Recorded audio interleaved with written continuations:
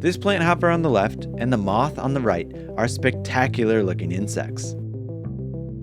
But seeing them around, especially here in the eastern US, isn't exactly a good thing.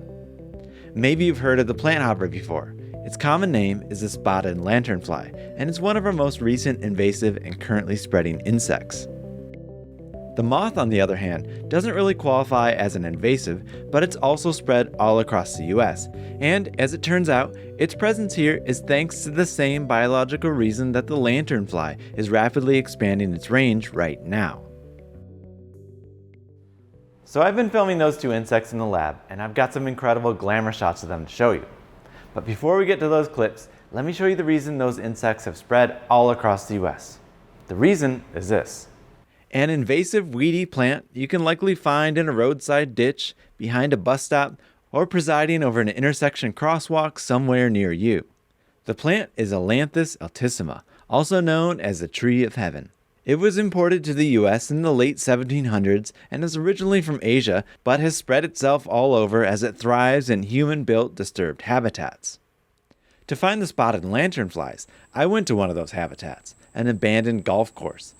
I went with a couple of NC State researchers who are monitoring an established population of these insects in our state. We're standing under an Ailanthus altissima from the same region as spotted lanternfly, and it is the preferred host. So they have co-evolved. The nutrients that it gives to the spotted lanternfly puts them in peak physical form. They are bigger, healthier, and reproduce more when they feed on it. What shocked me most about seeing them was how dense and concentrated they were on the tree of heaven.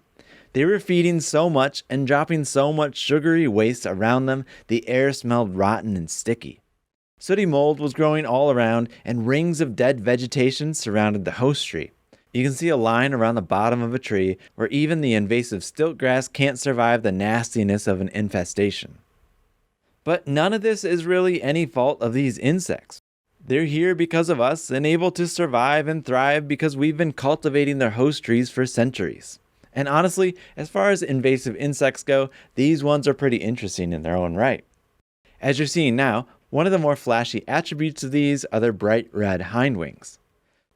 This coloration and their tendency to flutter their wings when they're on vegetation is probably why they sometimes get confused for being moths. But they're more closely related to cicadas and aphids than they are to lepidopterans. Being plant hoppers, they have spring-loaded hind legs that launch them into the air. In the lab, I thought I'd be able to film their jumps and then the transition to a wing-powered flight, but they seem to hold their wings together in their jumping posture for a while after they get into the air. As wingless nymphs, here you see one in the last developmental stage, they're also skilled jumpers.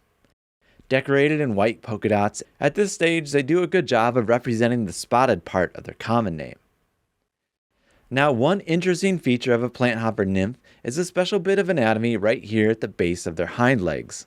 This is the part of the leg that rapidly rotates when they release their spring-loaded jumps. As it gets closer, what you can see is a set of interlacing teeth that work as gears to synchronize the legs as they rotate and push off the ground. At least they're supposed to work that way. This nymph struggles to synchronize its hind legs and, with an uneven push, sends itself spinning like a frisbee into the air. Like the spotted lanternfly, this next insect is here also because of Tree of Heaven. It's the ailanthus webworm moth. This moth was actually established in the US in southern Florida and the tropics before Tree of Heaven was brought here. But shortly after the plant spread, this moth figured out it could feed on it and then expanded up and out of its historic range. Now you can find it all across the US and even into Canada. But it interacts most with Tree of Heaven when it looks like this. This is the larval caterpillar. This one is in its last larval stage before it's going to turn into a pupa. While spotted lanternflies feed by tapping into the stems and branches to suck out sap, webworm caterpillars feed on the plant by eating the leaves. Their common name, webworm, comes from their web spinning behavior. They spin silk threads between the leaves to create protective webs where they hang out and sometimes feed. They're also communal, so you'll often find several of them sharing a web.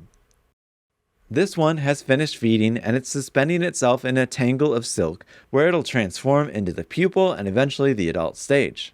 I wanted to see all that happen, so I had a time-lapse camera on it 24/7 to try to catch the action. Here's the first interesting bit. You're about to see it shed the larval skin and emerge in the pupal form. It starts with the larval cuticle splitting at the top of the thorax and the head. Then, instead of just sliding off, the old exoskeleton gets crumpled and compacted down at the end of the body before being tossed aside. The head capsule of this one gets tangled in the web and will stay there all through the adult emergence. This is day 3 of it being in the pupal form. It hasn't yet developed its colorful wing patterns, but if you watch here where the wings are, you'll see the colors and patterns come in by day 6, when it's almost done developing into an adult. This one was ready to emerge after 7 days in the pupal form, which seems typical for this species, as they can go through many generations in a single calendar year. You can see at the moment of adult emergence, the moths are instantly active. This one ran for a perching spot where it hung out until its wings were fully extended and hardened. As adults, these are super attractive moths, and up close their coloration is even more impressive when you see the intricate feather-like scales that make up the patterns and colors.